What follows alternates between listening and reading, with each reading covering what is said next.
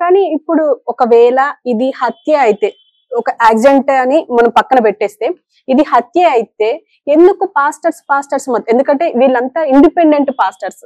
ఎందుకంటే ఎవరి వాళ్ళకే ఉంటుంది. ఇప్పుడు సతీష్ గారికి కలవరి ఉన్నట్టుగానే ఇంక ప్రతి పాస్టర్ కి ఒకటి సంస్థ ఉంటది, చర్చ్ ఉంటది. అంటే చర్చ్ ఉండే సపరేట్ సంస్థ ఉంటది. అయితే మరి వీళ్ళ మధ్యలోనే కాంపిటీషన్ ఎందుకు ఉండకూడదు?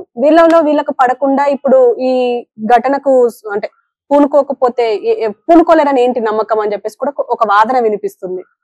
పూనుకోకపోవటం వీళ్ళలో అమ్మా, ఇది వెనకాల పాలిటిక్స్ ఉంటాయి. ఇప్పుడు నువ్వు అన్నట్టు ఇది యాక్సిడెంట్ కాదు, డెత్ అని తేలింది అనుకోమ్మా. ఈ విషయాన్ని ముందుకు తీసుకెళ్లేది, ఈ విషయాన్ని పట్టుకుని నిలబడేది ముందు కాంగ్రెస్. ఎందుకంటే ఈ ప్రభుత్వం, కూటమి ప్రభుత్వం ఎరకాటంలో పడిపోతుంది.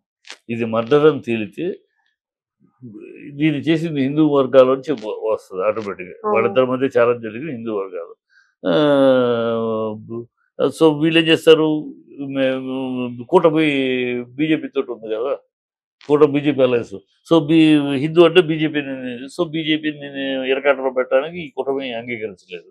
సో బీజేపీని తప్పించడానికి వస్తుంది. సో తప్పించడానికి చేసి ఎవరి మీదకి వెళ్తే ముస్లిం మీదకి వెళ్తుంది. ముస్లిం అతను అన్నాడు, ఓపెన్గా అన్నాడు, అతని మీదకి వెళ్తుంది. దానికి ముస్లిం మీదకి వెళ్ళడానికి బీజేపీ కూడా సమర్థిస్తుంది. ఇప్పుడు కాంగ్రెస్ పట్టుకుంటుంది.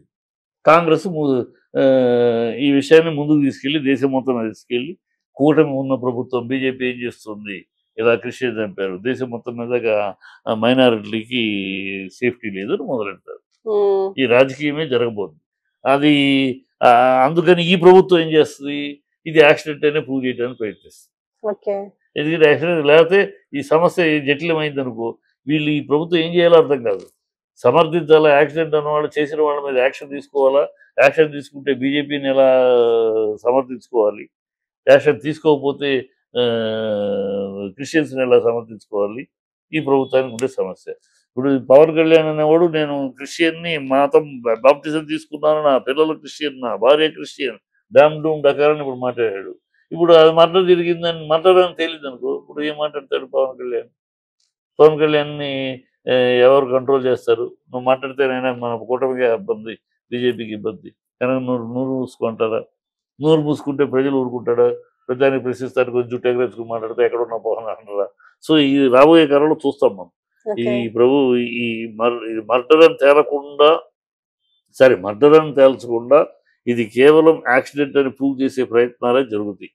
అంటే ఇప్పుడు పవన్ కళ్యాణ్ గురించి వచ్చింది కాబట్టి, పవన్ కళ్యాణ్ కూడా ఇది చుట్టుకునే అవకాశం ఉంది అని అంటారు. ఎందుకు అని అంటే, మొన్న మేము అంత్యక్రియలకు వెళ్ళినప్పుడు అక్కడున్న క్రిస్టియన్ పాస్టర్స్ గాని, క్రిస్టియన్ మహిళలు గాని, వాళ్ళు ఏమంటున్నారంటే, పవన్ కళ్యాణ్ సనాతని అని చెప్పుకోవడం వల్లే ఇవన్నీ దాడులు మొదలైనాయి అని చెప్పేసి అంటున్నారు. పవన్ కళ్యాణ్ సనాతని అయితే ఏంటి సమాజానికి, క్రిస్టియన్ అయితే అతని వల్ల ఏదో మారు, అంత పవర్ఫుల్ క్యాండిడేట్ ఏం కాదు, ఊరిని అతనికి అంటగడుతున్నారు. పవన్ కళ్యాణ్ ఏమిటి సనాతన అయితే ఎవడికి సమాజానికి, అతను క్రిస్టియన్ అయితే ఎవడికి ఏం ఊడింది, ఎవరికి ఏం అతికింది? మొన్నటిదాకా నేను క్రిస్టియన్ ఏమన్నా క్రిస్టియన్స్ అందరికి ఏమైనా ప్రయోజనం జరిగిందా? ఇవాళ సనాతని అంటున్నాడు. ఆయన స్వార్థం కోసం, ఆయన యొక్క రాజకీయ స్వార్థం కోసం సనాతని అంటున్నాడు. ఆయన సనాతని ఉద్ధరించడానికి కాదు, ఏం కాదు. సనాతని అంటే అసలు 3 పెళ్లిళ్ళు చేసుకోకూడదు. సనాతనిలో అసలు వేరే మతస్థులకు వెళ్ళడం అనేది ఉండదు. ఈయన ఎట్లా సనాతని అంటాడు? రాజకీయ లబ్ధి కోసం బీజేపీ సంఖలో దొరకడానికి చంద్రబాబు ఎప్పుడు మనకి గెట్టేస్తాడో తెలియదు, ఎప్పుడు తొక్కుతాడో నొక్కితే వేరే ఆధారం కావాలి, కానీ దానికోసం సనాతని అంటే తప్పితే ఆయన సనాతని ఏంటి? హిందువులే మత కలవరాలకి హిందువులే కారణం, హిందువులు తిట్టినాడు, మా నాన్న దీపారాధన లెగిస్తానని నిన్నదాకా మాట్లాడి, ఇప్పుడేమో నాకు జ్వరం వస్తే మా నాన్న రామజపం చేశారని ఎప్పటికప్పుడు దేనికి తగినట్టు దానికి వంతపాడి ఏదో మాట్లాడటం తప్పితే అతని దగ్గర ఒక నిర్దిష్ట విధానము, నిర్దిష్ట అభిప్రాయము, నిశ్చితమైన ఇది ఎక్కడుంది? ఆయనకి అంత సీన్ ఎక్కడిది? ఆయన దేంట్లో ఉంటే ఎవరికి ప్రయోజనం, ఎవరికి నష్టం? ఏమీ లేదు. అది ఊరినే గాలివాటంగా పోయే క్యారెక్టరు. రాజకీయాల్లో కూడా ఇప్పుడు అలాగే ఈజ్ బికమ్ ఏ మంచి కామెడీ షో. రేపేం మాట్లాడుతుంది, నిన్నదాకా ఏం మాట్లాడుతుంది, పాలిటిక్స్ లో ఈజ్ బిగ్గెస్ట్ పొలిటికల్ జోకర్ అయిపోయాడు కదా. ఇక్కడ కేఏ పాలు, ఇక్కడ ఈయన. అంతకన్నా అంత ఎక్కువ సీన్ ఇవ్వకండి ఆయన అతనికి ఏమి. ఎందుకంటే అంత సమర్థుడు కాదు, అంత శక్తివంతుడు కాదు. పవన్ కళ్ళు తిప్పితే క్రిస్టియన్స్ అందరూ ఊగిపోతారు, ఇలా తిప్పితే హిందువులందరూ ఊగిపోతారు. ఈయని సులువు అవుడు పవన్ కళ్యాణ్ ఎంత శక్తి ఎంత ఉన్నాయి వాళ్ళ భుజం మీద వీళ్ళ భుజం మీద కూర్చుని ఎక్కి నుంచున్నాడు చెప్తే ఒంటరిగా అయితే ఏంటో తెలిసిపోయింది గతంలోనే. చంద్రబాబు భుజం మీద ఒక కాలు, బీజేపీ భుజం మీద మోడీ పేరు మీద ఒక కాలు వేసుకుని నేను 6 అడుగులు హైట్ అంటే ఎట్టా? అసలు ఈ హైట్ 6 అడుగు రాజకీయాల్లో. వీళ్ళ భుజాల మీద ఎక్కేసి నేను మాట్లాడుతుంది. ఇప్పటికైనా దమ్ముంటే ఒంటరిగా రావాలి, రేపైనా రాడు. అందుకని ఎత్తుక్కుంటున్నాడు. ఎత్తుకుని చంద్రబాబు ఇప్పుడు రానివ్వడు, తన కొడుకునే ముఖ్యమంత్రి చేస్తాడు, నన్ను రానివ్వడు. కనుక నేను ఇంకో మార్గం చూడాలి. మార్గంలో బీజేపీ సంఖలో ఎక్కాలి, ఆర్ఎస్ఎస్ ముద్దు గోక్కోవాలి. దానికోసం సనాతని అన్నారు. వాళ్ళకి తెలీదా ఇది ఎప్పుడు రేపు ఎంతవరకు సనాతనిలో ఉంటాడో తెలియదు. రేపు బీజేపీ తోటి కోపం వస్తే ఏమిటి సనాతని ఇప్పుడు చూడదు. హిందీని గురించి తిట్టాడు తనే. హిందీని గురించి తన నోటితోటే హిందువులు ఏం మా మీద రుద్దుతారా, మా భాషను తొక్కేస్తారా రామ్ డూడకారు. నిన్న మళ్ళీ తప్పేందుకు భాష నేర్చుకుంటే అంటారు. ఇదే గతంలో చెప్పింది. మరి అప్పటికి ఏం అతను ఒక విచక్షణ, ఒక వ్యక్తిత్వము, ఒక నిజాయితీ, ఒక నిబద్ధత, ఒక నిలకడ ఏమీ లేదమ్మా అతని గురించి. ఏదో కర్మ కొద్దీ జనాలు ఏదో ఆశించి చేశారు. కానీ ఈజ్ భజన చేయడానికి చెప్తే ఎందుకు భజనకి మోటార్ సర్దుకుంటానికి చంద్రబాబు భజన చేయడం ఎందుకు పనికిరాడని తేలిపోయింది. సరే, ఇప్పుడు విచారణ ఎందుకు ముమ్మరం కావడం లేదు అంటే దీని వెనక అంటే ఇది ఇప్పుడు పోస్ట్ మార్టం రిపోర్ట్ బయటికి రాకపోవడం వల్లనే ఇంకెక్కువ అవుతుంది అని చెప్పేసి అంటున్నారు. అయితే ఇప్పుడు దాని కాలవ్యాపన అనకూడదమ్మా. పోస్ట్ మాస్టర్ అంటే పర్ఫెక్ట్ గా చేయాలి కదా. టప్పని 4 గీతలు గీసి వస్తే మళ్ళీ దాని మీద వస్తుంది కదా. పోస్ట్ మార్టం కరెక్ట్ గా లేదు, కరెక్ట్ లేదు. So they are doing it double check చేసుకునే వస్తుంది. ఎందుకంటే ఇది సెన్సిటివ్ ఇష్యూ, మతపరమైన సంబంధమైన ఇష్యూ. సో దీన్ని అలవోకగాను అసాల్ట్ గాను ఏదో చిన్న 4 పాయింట్లు చెప్పేసి కాదు. అందుకని వన్స్ ఒక డాక్టర్ దాన్ని మళ్ళీ కౌంటర్ చెక్ అలా చేసి పగడ్బందీగా రిలీజ్ చేస్తారు. ఇలా లేట్ అవ్వడం వల్లనే మత కల్లోలాలు సృష్టించే అవకాశం ఉంది ఇప్పుడు క్రైస్తవులు గాని అని చెప్పేసి అంటున్నారు. మత కల్లోలు ఎందుకు వస్తాయి? మత కల్లోలు ప్రవీణ్ ఏమన్నా పెద్ద గొప్పగా దేవుని వాక్యం ఆయన ఇతర మతాలను తిడుతున్నాడు. అదేమంటే వాళ్ళు తిట్టారు కనుక నేను తిడతా అంటున్నాడు. వాడు ఏదో కనుక నేను ఏదోనే అన్నాడు. ఇలా మంచి మాటలు చెప్పి ఉండొచ్చు, వాళ్ళు మంచి మాటలు చెప్తున్నారు చెప్పేవాళ్ళే కదా. ఈ మతాలను తిడుతూ, ఒకళ్ళ విశ్వాసాన్ని తిడుతూ, రాముడిని తిడుతూ, శివుడిని తిడుతూ, మంత్రాలకు చింతకాయలు రాలుతాయా అని అల్లాని తిడుతూ, ఇలాంటి మనుషులు వీళ్ళు భూమికి భారం తప్పితే దీనివల్ల మతకాలలో ఎందుకు వస్తాయి? ఎప్పుడు మతకాలలో వస్తాయి?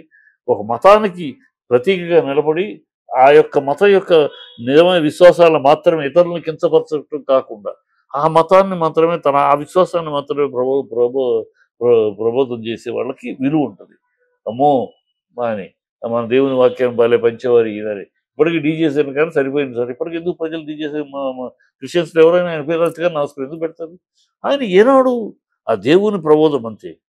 దేవుని వాక్యం బైబిల్ ఏం చెప్పారో ఆ వాక్యాన్ని చెప్పేవాడు. ఆ వాక్యాన్ని ఇప్పుడు జీవితానికి అన్వయించి చెప్పేవాడు. అంతేగాని ఏనాడు అసలు ఇతర మత విశ్వాసాల గురించి ఒక్క మాట ఒక్క పదం కూడా వాడేవాడు కాదు ఆయన. సో మొత్తానికి ఇప్పుడు ప్రవీణ్ పగడాలది హత్య కాదు, యాక్సిడెంటే అని చెప్పేసి మీరు నమ్ముతున్నారు? నేను నమ్ముతున్నాను. ఎందుకంటే అక్కడ చూసిన పరిస్థితులు బట్టి ఇది రాజకీయంగా ఉన్న రెచ్చగొడుతున్నారు. దీన్ని ఏదో చేసేది దీని ద్వారా లబ్ధి పొందాలి. రాజకీయ పార్టీలకి ఏం వేరే పనే ఉంది? పార్టీలకు అదే పని కదా, ఏదో డైవర్షన్. ఇప్పుడు ఈ ప్రభుత్వానికి కూడా కావాలి. ఇది ఒక అల్లకల్లో ఏంటంటే దీని ద్వారా డైవర్షన్, వాళ్ళ పాలన, వాళ్ళ ఫెయిల్యూరు ప్రజలు పట్టించుకోకుండా ఇక మతం కులాలు ఉంటాయి, అది కావాలి. అప్పుడు మన పవన్ కళ్యాణ్ గారు ఏమిటి క్రిస్టియన్స్ చంపుతాడు? నేను క్రిస్టియన్ అప్పా, నేను మతం పుచ్చుకున్నాను, నేను బ్యాప్టిజం తీసుకున్నానప్పా, నా పిల్లలు క్రిస్టియన్ అప్పా, నా భార్య క్రిస్టియన్ పెళ్లి చేసుకున్నాపా, ఆ క్రిస్టియన్కి ఏదైనా జరిగితే నా రక్తం ఉడికిపోతుంది, నా బిడ్డలకు రోగం వస్తే మేరీ మాతను ప్రేమించి ప్రార్థన చేశాను ఆయన. ఇప్పుడు మళ్ళీ రివర్స్ మాట్లాడతాడు. నిన్నదాకా ఏం మాట్లాడాడు, ఇప్పుడు సనాతన రేపు మళ్ళీ అవసరమైతే మాట్లాడతాడు. ఆయన ఏదైతే ఎక్కడ ఏమనగా గొడుగు పట్టే బాబతులు మాట్లాడతాడు కదా. అంతే తప్పితే ఈ రాజకీయంగా దీన్ని వాడుకోవడానికి చూస్తూ ఉంటారు. అందుకని రెచ్చగొడుతున్నారు. ఇప్పుడు రెచ్చగొట్టి రేపు అందుకని తేలిపోయింది అనుకో, అందుకు తేల్చాలన్న ఈ రాజకీయ క్రీడలకు అవకాశం ఇవ్వకుండా ప్రభుత్వం అతి తొందరలో మొత్తం పకడ్బందీగా దీన్ని తేల్చేస్తే యాక్సిడెంట్ అంటే చాప్టర్ క్లోజ్. లేదు మర్డర్ అంటే ఎవడు దోషిని ఇమీడియట్ గా పట్టుకుని చెయ్యాలి. Okay sir, thank you.